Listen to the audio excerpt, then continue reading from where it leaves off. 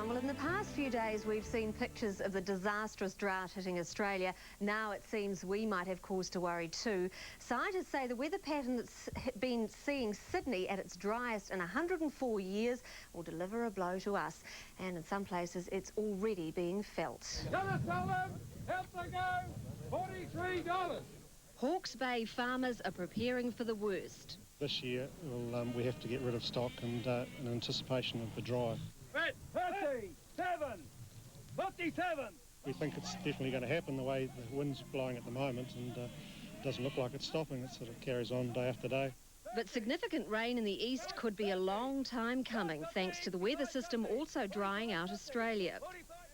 El Nino plants big highs across Australia. The winds flow anti-clockwise around the highs, delivering us west or southwesterly winds, rain to the western side of the country. But by the time these winds get to the eastern side, their moisture has gone. As a result, it really dries out, particularly in the north and the east of New Zealand.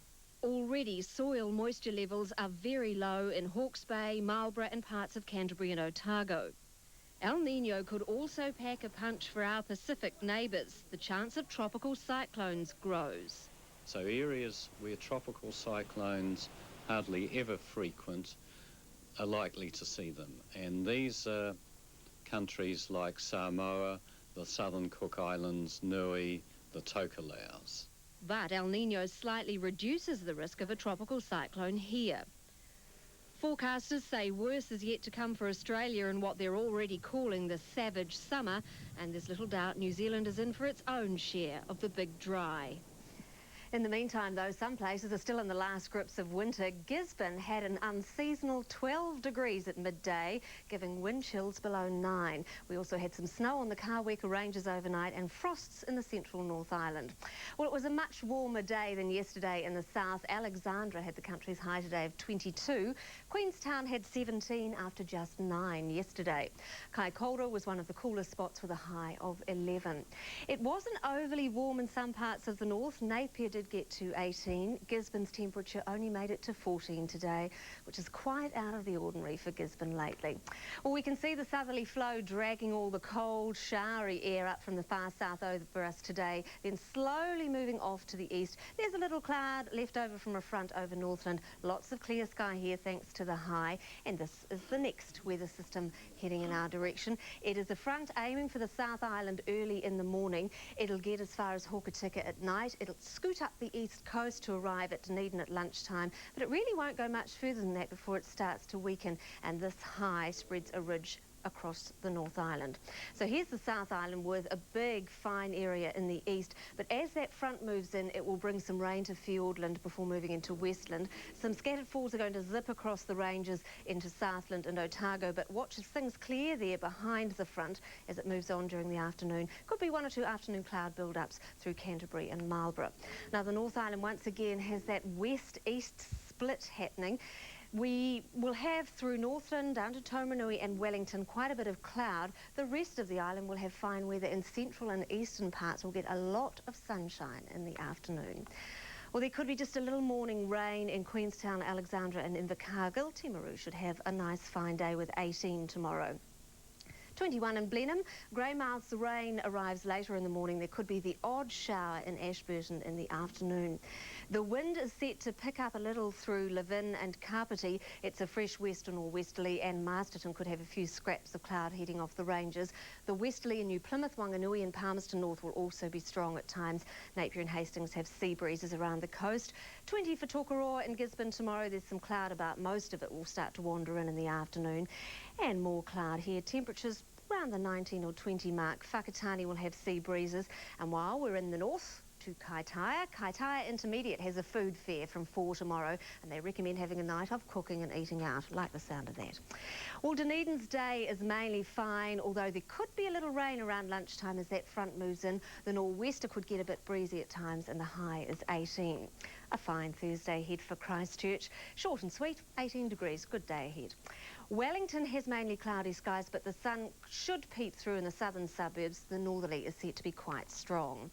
Hamilton is fine and cloudy with a southwesterly wind and a high of 18. And it will be similar in Auckland. Cloudy periods, sunny spells and a southwesterly up around 35 kilometres an hour. Now let's look ahead to Friday. The western side of the country gets cloud or showers, 1 or 2 late showers into Otago and Southland.